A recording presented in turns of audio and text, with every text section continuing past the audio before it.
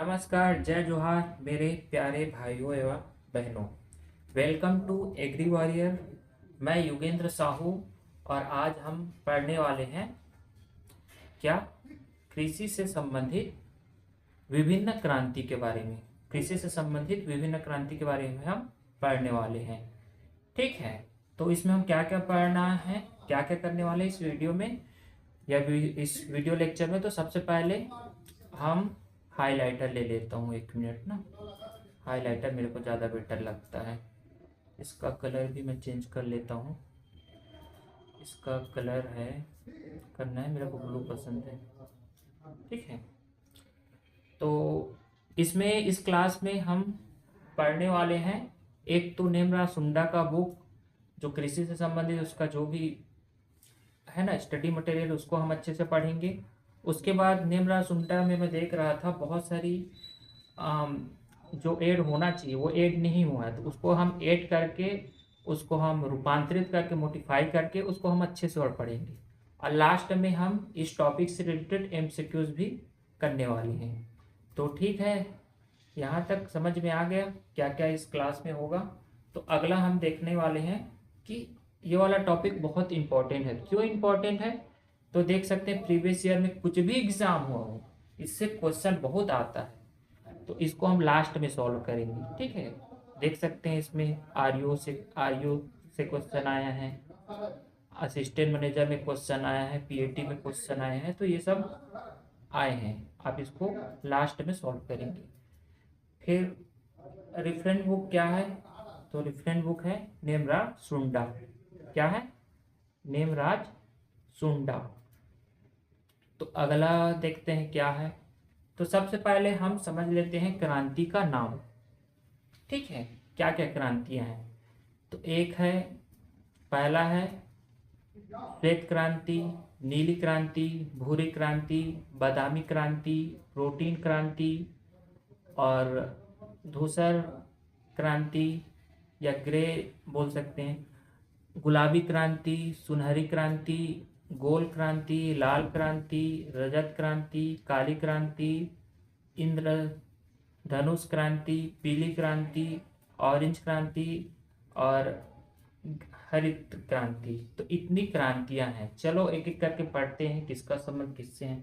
ये एकदम बेसिक सा है, इसको तो कोई भी पढ़ सकता है। तो श्वेत क्रांति किससे है? सबको पता है, दूध उत्पादन से संबंधित है श्वेत क्रांति। नीली क्रांति किससे संबंधित है? तो मछली उत्पादन से संबंधित है। ये देखो यहाँ पे राजस्थान पीएससी में भी एक क्वेश्चन आया था, बहुत ही इंपॉर्टेंट टॉपिक है ये। और भूरी क्रांति किससे संबंधित है? तो भूरी क्रांति खाद्य प्रसंस्करण, फूड प्रोसेसिंग से संबंधित है। ठीक है, ये थोड़ी समझने वाली है। खाद्य क्या है? जो हम खाते हैं। प्रसंस्करण क्या है? उसको मोडिफाई करना, है ना, प्रोसेसिंग करना।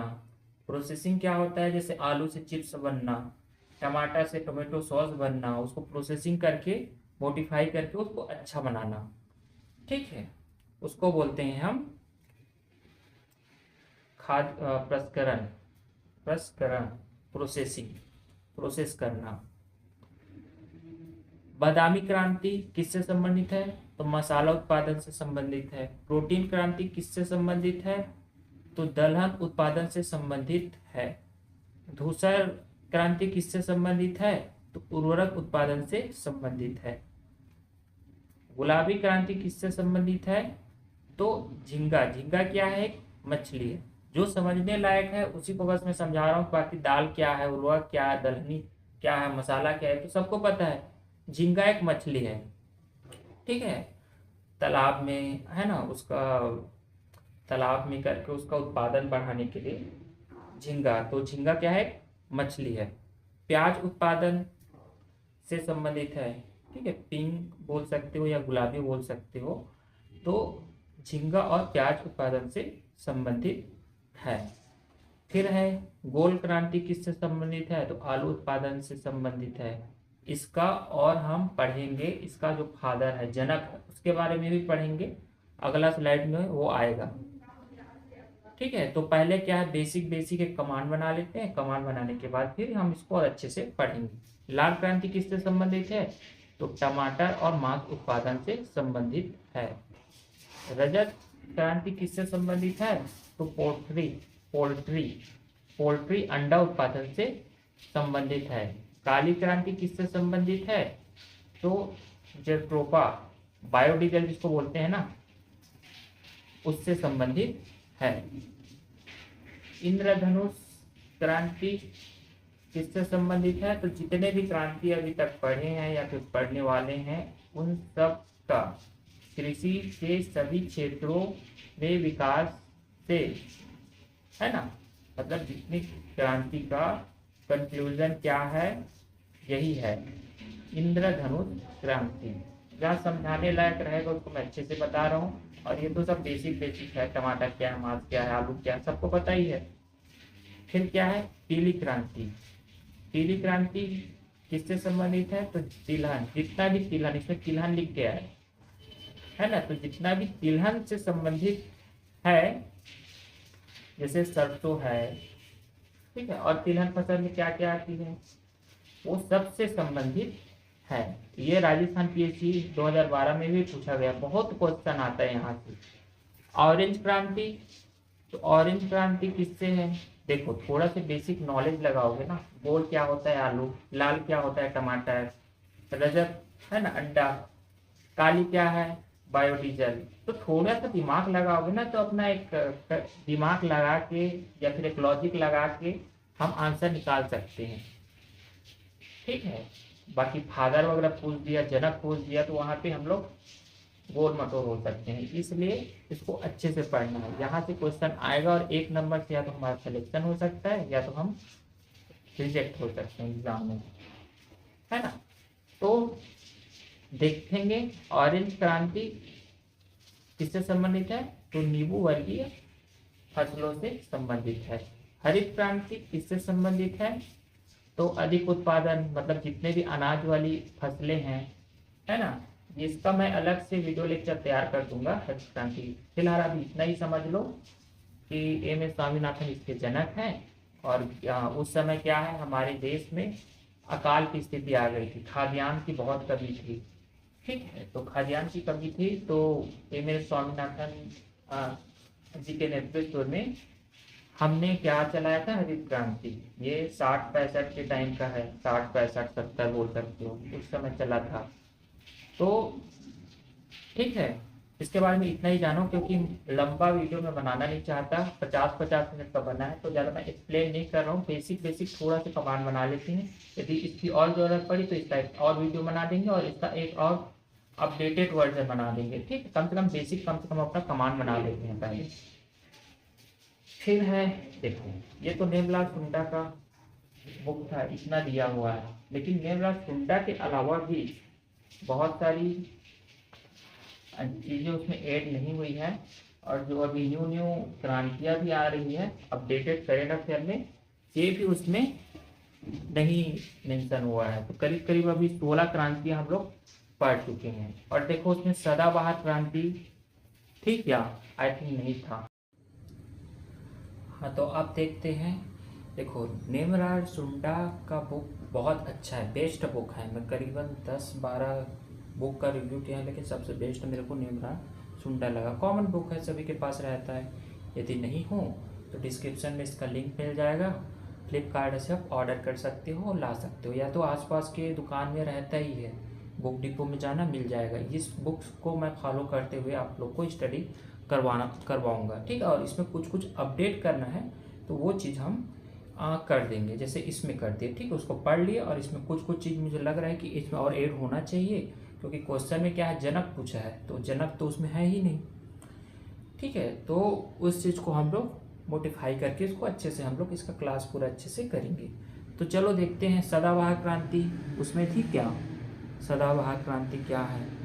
तो सदाबहार क्रांति क्या है? प्रौद्योगिकी विकास में पारिस्थितिक सिद्धांतों का एकीकरण। प्रौद्योगिकी मतलब टेक्नोलॉजी का यूज़ करके जितने भी कृषि से संबंधित विकास है उसको हमें करना है, उत्पादन को बढ़ाना है, कम टाइम में ज़्यादा काम कराना है। जैसे ड्रोन का यूज़ करने लगे हैं आजकल सिंचाई, उसके लिए दवाई छिड़कने के लिए, है ना। तो हमारा जो स्पेयर है उसमें बहुत मेहनत लगता है। तो टेक्नोलॉजी का यूज़ हुआ ना, रिमोट से कंट्रोल करना, उड़ते हुए ड्रोन को कंट्रोल में रखना, ये क्या है, प्रौद्योगिकी विकास। तो इस प्रकार से कह सकते हैं सदाबहार क्रांति। इसके जनक कौन है? एम.एस. स्वामीनाथन जी। हरित क्रांति के भी जनक कौन थे? तो एम.एस. स्वामीनाथन जी, जो हमारे वैज्ञानिक बोल सकते हो, प्रोफेसर बोल सकते हो, या एक अच्छे इंसान भी थे बहुत, है ना, बहुत अच्छा काम किया है। जब भुखमरी थी 60, 65, 70 के टाइम में, तो कोई भगवान बन के सामने आया तो एम.एस. स्वामीनाथन जी ही आए थे। उस समय हमारे प्रधानमंत्री जवाहरलाल नेहरू हुआ करते थे, लाल बहादुर शास्त्री हुआ करते थे। तो वो बोल भी दिया था कि एक टाइम खाओ, एक टाइम मत खाओ। तो इस इतना गंदा कंडीशन से कोई उभारने वाला कोई है तो एम.एस. स्वामीनाथन। वीडियो लंबा हो जाएगा। देखो, इसको यदि लगेगा कि इसके लिए और अच्छे से वीडियो बनना चाहिए, हरित क्रांति का एक अलग से सेपरेट वीडियो बन सकता है, श्वेत क्रांति का बन सकता है, तो इसके लिए अलग से हम लोग बना लेंगे लेक्चर, वीडियो लेक्चर। फिलहाल अभी बेसिक थोड़ा थोड़ा कमांड सभी बना लेते हैं। तो फिर क्या है, दूसरा क्या है, नेक्स्ट क्या है, उच्च उत्पादन, है ना। उच्च उत्पादन के लिए देखो नाम जो है डिफरेंट है, कंफ्यूज मत होना। थोड़ी सभी क्रांति के बारे में यदि इसकी अलग से क्लासेस हो बनानी पड़ी तो मैं बना लूँगा, लेकिन अब उसमें पढ़े हैं उच्च उत्पादन, है ना, उच्च उत्पादन प्रौद्योगिकी, दूसरी हरित क्रांति, ठीक है, उच्च उत्पादन प्रौद्योगिकी संचालित दूसरी हरित क्रांति, ठीक है। प्रौद्योगिकी का यूज़ करते हुए हमें अधिक से अधिक उत्पादन करना है। इसके जो जनक बोल सकते हैं, यह जनक गलत होगा, इसको जो गढ़ने वाले हमारे प्रधानमंत्री जी हैं। क्योंकि टेक्नोलॉजी को कौन प्रमोट कर रहा है, डिजिटल इंडिया कौन चला रहा है, मोदी जी, भारत सरकार चलाती है।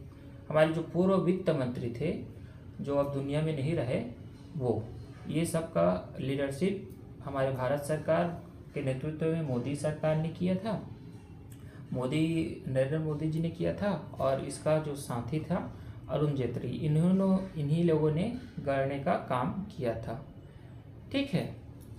तो प्रोटीन क्रांति किससे संबंधित, क्योंकि नाम बहुत चेंज कर करके दे सकता है, एमसीक्यूज क्वेश्चन में इस पर डिस्कस करेंगे। फिर है तिलहन उत्पादन। तो तिलहन उत्पादन के लिए आप लोग पढ़ ही चुके ऊपर में, सरसों, सूरजमुखी विशेष करके हैं, जितने तिलहन क्रॉप है वो हैं, ठीक है। सॉरी, पीछे हो गया, आगे हो गया, पीछे जाना है, ठीक है। तो पीली क्रांति के जनक कौन है? तो सैम पित्रोदा, नाम थोड़ा अजीब सा है, देख लेना इसको, ठीक है। फिर है पेट्रोल उत्पादन के लिए काली क्रांति है, ठीक है। इसका कोई जनक नहीं मिला हम लोग को, है ना, क्योंकि कुछ चीज़ें हैं जो संयुक्त रूप से भी किया जाता है, किसी के लीडरशिप में नहीं किया जाता, है ना, तो उसका कुछ कोई है नहीं। मछली उत्पादन के लिए नीली क्रांति, इसका जनक कौन है? डॉक्टर अरुण कृष्ण। कौन है? डॉक्टर अरुण कृष्ण। भूरी क्रांति, तो भूरी क्रांति में तो ऊपर में कुछ और ही पढ़े थे, इसमें कुछ और ही पढ़ रहे हैं। ऐसे कन्फ्यूजन आपको हो सकती है, लेकिन इसमें हम लोग को कन्फ्यूज नहीं होना चाहिए। ऊपर देखो, पलट के देखो क्या है, भूरी क्रांति का क्या पढ़े थे और इसमें क्या है, खाद्य प्रसंस्करण पढ़े थे, ठीक है। इसमें क्या है, चमड़ा है, कोको है, गैर पारंपरिक उत्पादन है। तो ये है, देखो नाम चेंज करके कुछ भी हो सकता है, ठीक है। तो इसको अच्छे से पढ़ना पड़ेगा, समझना पड़ेगा हम लोग को। प्रसंस्करण का मतलब समझ ही गए हैं ना, तो क्या क्या मोडिफाई किया जा सकता है देख सकते हो आप लोग, ठीक है। फिर अगला है जूट उत्पादन। तो जूट उत्पादन किससे संबंधित है? तो गोल्डन फाइबर क्रांति से संबंधित है। ये खाली है क्योंकि इसका लीडर कोई नहीं था। फिर है फल शहद उत्पादन बागवानी विकास के लिए कौन है? नाम से थोड़ा जज कर सकते हैं, ठीक है। स्वर्णिम क्रांति, सॉरी, क्रांति का नाम क्या है? स्वर्णिम क्रांति। तो स्वर्णिम क्रांति किससे संबंधित है? तो फल, शहद उत्पादन, बागवानी विकास, ये सब से संबंधित है स्वर्णिम क्रांति। फिर है इसका जो लीडर कौन था, जनक कौन था? तो निरपक टुटेज, टुटेज, निर्वक टुटेज। मेरा प्रोनाउंसिएशन थोड़ा अलग हो सकता है, समझ लेना, इसमें लिखा हुआ है, ठीक है। कभी कभी हिंदी पढ़ने में भी प्रॉब्लम हो जाती है। फिर है उर्वरक, उर्वरक उत्पादन में कि अरे उल्टा हो गया ना अभी, इसलिए थोड़ा। धूसर, धूसर क्रांति किससे संबंधित है?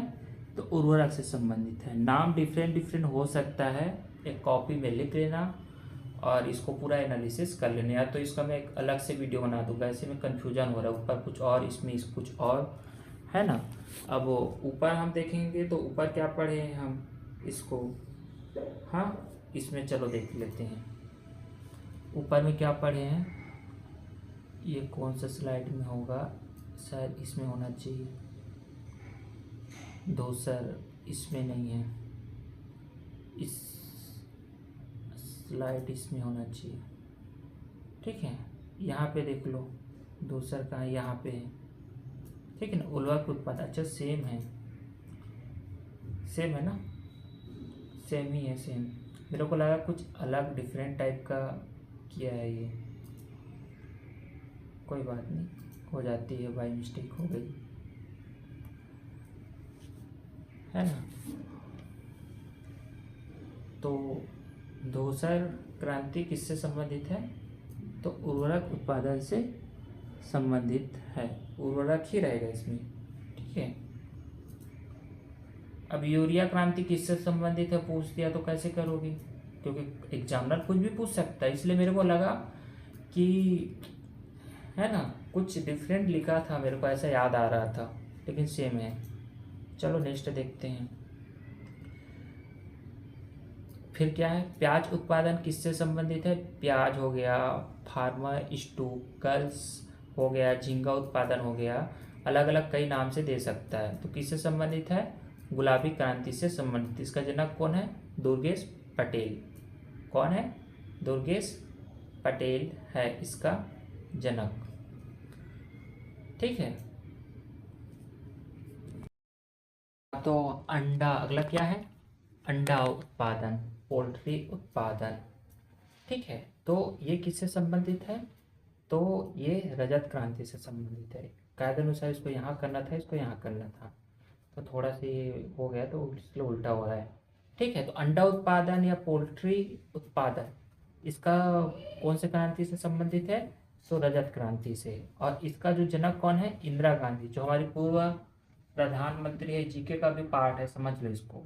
हमारी जो पूर्व प्रधानमंत्री थी और हमारे पहली महिला प्रधानमंत्री, अभी तक कोई दूसरा हुआ भी नहीं है। हुआ है क्या? कोई नहीं हुआ है, पता नहीं दूसरा कौन बनेगा। तो गर्ल्स, आप अगला प्रधानमंत्री बन सकती हो, थोड़ा मेहनत कीजिए, ठीक है। इलेक्शन में करना पड़ेगा प्रधानमंत्री बनने के लिए सबकी बस की बात नहीं है, ठीक है। तो इंदिरा गांधी इसकी जननी हम बोल सकते हैं, क्योंकि उस समय उसी की सरकार थी, उसी के लीडरशिप में हुआ, तो इसी को हम बोलते हैं, इंदिरा गांधी को। फिर है कपास, कपास किससे संबंधित है? तो सिल्वर फाइबर क्रांति, इसका कोई है ही नहीं। मांस उत्पादन, टमाटर उत्पादन, ठीक है, लॉजिक से ऊपर पढ़ चुके हैं। इसका जनक कौन है? विशाल तिवारी। तिवारी लोग बहुत कमाल करते हैं। आलू ऊपर पढ़ चुके हैं, गोल, इसका कोई जनक मिला नहीं। अनाज, तो अनाज में क्या है? मुख्य रूप से गेहूं, और फिर क्या है? धान, ठीक है। तो धान और गेहूं और हरित क्रांति बहुत इंपॉर्टेंट, यहाँ से बहुत क्वेश्चन आता है, यहाँ तक कि पीएससी, व्यापम, यूपीएससी, कहाँ कहाँ से, तो इसको अच्छे से करना है, ठीक है। रंग देता हूँ पूरा, इसको अच्छे से करना है, इसके लिए मैं अलग से क्लासेस बना दूंगा हरित क्रांति का। और इसके जनक कौन है? तो एम.एस. स्वामीनाथन, ठीक है। एम.एस. स्वामीनाथन जी को भारत रत्न मिला है, बहुत ही इंपॉर्टेंट है। उसकी जो बेटी थी उसने स्वीकार किया था भारत रत्न, भारत सरकार द्वारा इसको भारत रत्न मिल चुका है 2023 में, याद रखने वाली पॉइंट है। फिर है दूध उत्पादन। तो दूध उत्पादन, अच्छा एक चीज़ और है, इसमें तो लिखा नहीं है, दूध उत्पादन को ऑपरेशन फ्लैट के नाम से भी जाना जाता है, ठीक है ना। ऑपरेशन फ्लैट के नाम से भी जाना जाता है दूध उत्पादन को। क्लियर यहाँ तक? ऑपरेशन फ्लैट है ना। इसका जो जनक है डॉक्टर वर्गीस कुरियन है। डॉक्टर वर्गीस कुरियन, यहाँ पे डॉक्टर लिखा नहीं है, ठीक है। अमूल का मालिक भी कौन था, मतलब कि किसके लीडरशिप में हुआ था, तो उसमें भी वर्गीस कुरियन, ठीक है। गुजरात में पूरा दूध का भंडारण है, तो वहीं से है। फिर अगला देखते हैं। अच्छा अगला क्या है, एमसीक्यूज है। तो एमसीक्यूज करते हैं। तो एमसीक्यूज, पहला एमसीक्यूज जहाँ से क्वेश्चन आ सकता है या ऐसे टाइप का इसी पैटर्न में आ सकता है, क्योंकि पढ़ तो लेते हैं लेकिन क्वेश्चन प्रैक्टिस नहीं होता। बहुत लोग कर रहे हैं एमसीक्यूज कराओ, तो मैं इसी में कुछ एमसीक्यूज करा रहा हूँ, ठीक है। तो निम्न में से किस अवधि को भारत में पहली हरित क्रांति के रूप में जाना जाता है। तो ये तो आउट ऑफ है, ये भी है, इसको पढ़े नहीं है लेकिन इसको समझ लो। ऐसे टाइप का क्वेश्चन आ गया तो क्या होगा, 1966 से 1969, ठीक है। 1966 से 1969, ठीक है।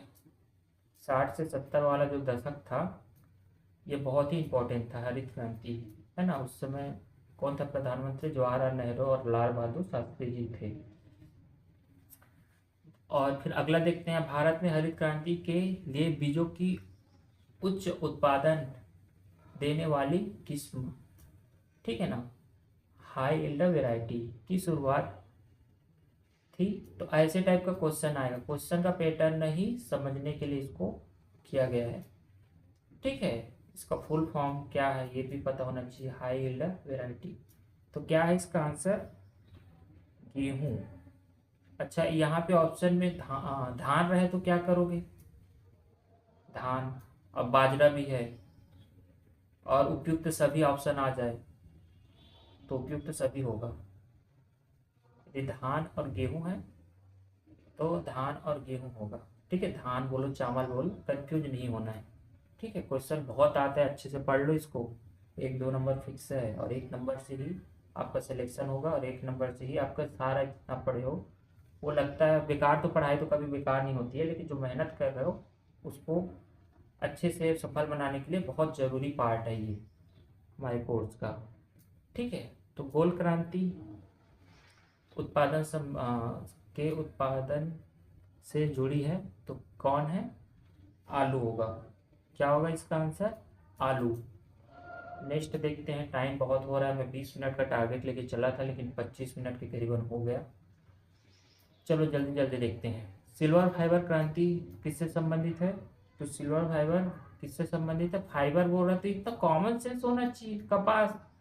रजत क्रांति की जननी किसको बोलते हैं, तो अभी बताया हूँ, इंदिरा गांधी, जो हमारी पूर्व प्रधानमंत्री भी थी। ऐसे टाइप का क्वेश्चन आ जाए तो कैसे करोगे, पूर्व महिला प्रधानमंत्री किस क्रांति का नेतृत्व कर रही थी। तो ये ऑप्शन आ जाए तो कैसे, क्वेश्चन बहुत प्रकार से बन सकते हैं, ठीक है। तो इसलिए कॉन्सेप्ट क्लियर होना चाहिए आपका। हरित क्रांति के लिए भारत में किस राज्य आरंभ, देखो मैं पूरा पूरा नहीं पढ़ रहा हूँ क्योंकि मेरे को क्लासेस शॉर्ट में करनी है, क्योंकि अपलोड में टाइम लगता है, इसलिए मैं जल्दी जल्दी कर रहा हूँ, ठीक है। इसको आप लोग अच्छे से पढ़ते रहना। हरित क्रांति कहाँ से शुरू हुई, तो कहाँ से शुरू हुई, इसमें देखो ऑप्शन में क्या क्या है। हाँ, तमिलनाडु, जहाँ से में स्वामीनाथन जी आते थे, पंजाब, बिहार, आंध्र प्रदेश। तो इसका आंसर पंजाब होगा। अच्छे से इसको रट लो, क्वेश्चन ऐसी टाइप का बन सकता है, क्योंकि हर चीज़ के उत्पादकता में सबसे आगे, धान का भी उत्पादकता में, प्रोडक्टिविटी में सबसे आगे कौन है, तो पंजाब ही है, ठीक है। प्याज दवाओं और फार्मास्यूटिकल्स, झींगा उत्पादन सभी क्रांति से जुड़े हैं। तो इसका क्या आंसर होगा, कॉमन में एक बार आप लोग प्रैक्टिस करके देख सकते हैं। तो ऊपर ही पढ़े हैं, गुलाबी क्रांति। श्वेत क्रांति के जनक कौन है, तो वर्गीस कुरियन। ठीक है।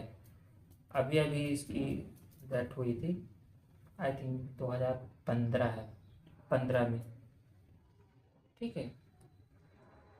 काली क्रांति का संबंध है, तो काली क्रांति का संबंध किससे है? काला काला पेट्रोल, काली क्रांति, पेट्रोल आ गया, कोयला। कंफ्यूज कर रहा हूँ, देखो आप लोग को। बताओ इसमें क्या होगा, कमेंट करके बताओ। कच्चा तेल होगा कि कोयला होगा, कच्चा तेल होगा कि कोयला होगा, मैं आप लोग को कंफ्यूज कर रहा हूँ, दोनों में से एक ही है। कमेंट करके बताओ क्या होगा, फिर उसके बाद देखना वीडियो को। इसका आंसर होगा कच्चे तेल का उत्पादन। ठीक है, फिर देखते हैं। बहुत लोग क्या है, पढ़ते पढ़ते बहुत डिमोटिवेट हो जाते हैं, तो मैं क्लास का एक पार्ट बनाया हूँ कि मैं कुछ लास्ट में क्लास के आप लोग को क्या करा सकूँ, थोड़ा मोटिवेट करा सकूँ। मोटिवेट करना बहुत ज़रूरी है, क्योंकि मोटिवेट नहीं होंगे तो पढ़ाई में मन नहीं करेगा, है ना। निगेटिव लोग तो बहुत हैं, मेरे भी आसपास इतने निगेटिव लोग हैं। स्लाइड बनाना नहीं आता, पढ़ाना नहीं आता, क्वालिफ़िकेशन कम है। क्वालिफ़िकेशन कम है तो क्या करें भाई, बीएससी किए हैं और मेरे को एमएससी करने का शौक भी नहीं था, तो मैं नहीं किया, है ना। इसमें मेरे क्वालिफ़िकेशन क्या कहाँ से आ गई? वो मतलब ऐसे लोगों के हिसाब से तो हम बोल सकते हैं, जो बिल गेट्स है ना, उसको पहले सॉफ्टवेयर में पीएचडी करना चाहिए, उसके बाद सॉफ्टवेयर कंपनी खोलनी चाहिए थी। तो लाइफ कैसे जी जाती है इसके बारे में भी पता होना चाहिए। पीएचडी करने वाले लोग को भी मैं जानता हूँ, बहुत लोग को जो लाइफ में फोकट राम है।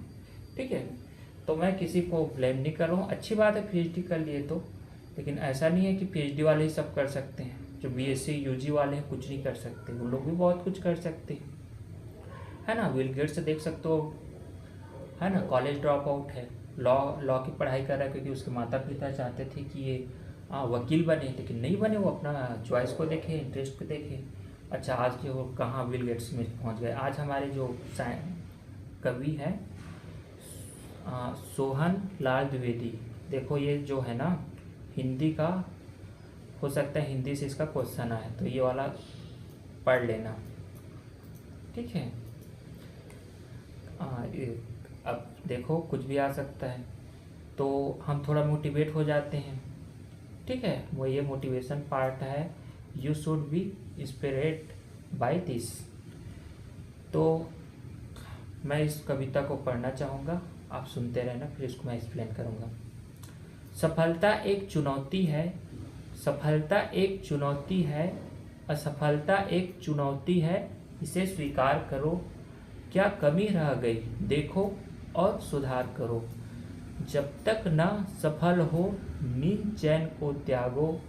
तुम संघर्ष का मैदान छोड़कर मत भागो। तुम कुछ किए बिना ही जय जयकार नहीं होती, कुछ किए बिना ही जय जयकार नहीं होती, कोशिश करने वालों की कभी हार नहीं होती। इसको सोहन लाल द्विवेदी जी ने, जब युवा दिवस था, युवा दिवस किसके उपलक्ष्य में मनाया जाता है, तो 12 जनवरी को मनाया जाता है, विवेकानंद के जन्म दिवस पे। तो उस पे जो युवा दिवस था, उस पे ये कविता लिखी थी। ठीक है, या बोला गया था, लिखी तो पहले थी, उसको वो रिप्रेजेंट किया वो।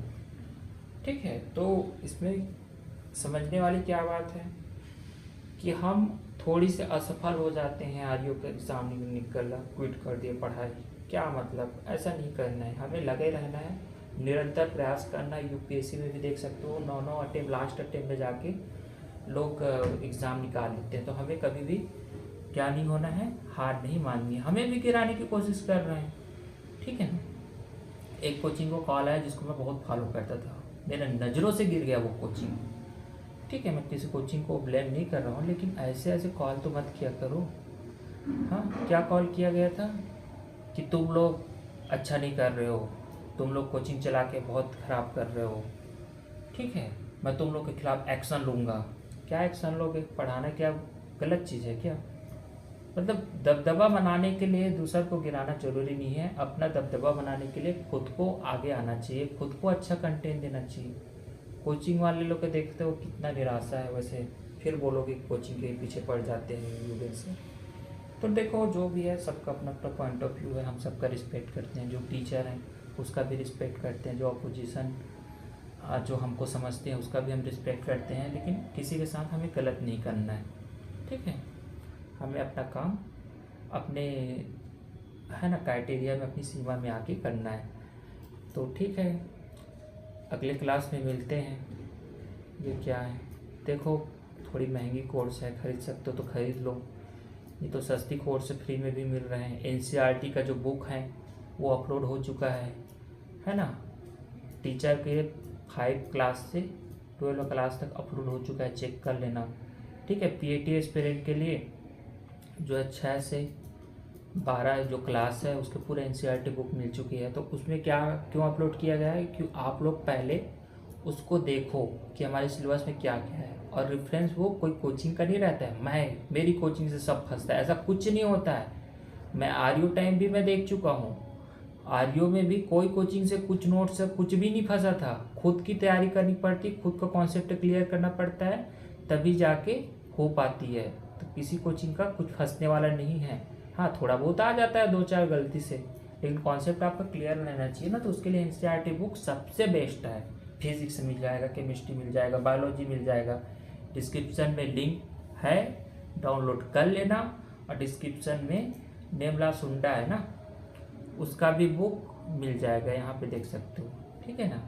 ये नहीं है रेफरेंस, ये बुक है, यही इसी को मैं फॉलो करते हुए पढ़ाऊँगा, ठीक है। तो इसको फॉलो करते हुए हम पढ़ेंगे और अच्छे से अपनी तैयारी हम करेंगे, ठीक है। Thank you. डिस्क्रिप्शन में लिंक है ऐप का, चाहो तो डाउनलोड कर सकते हो, ना चाहो तो यूट्यूब में ही पढ़ सकते हो।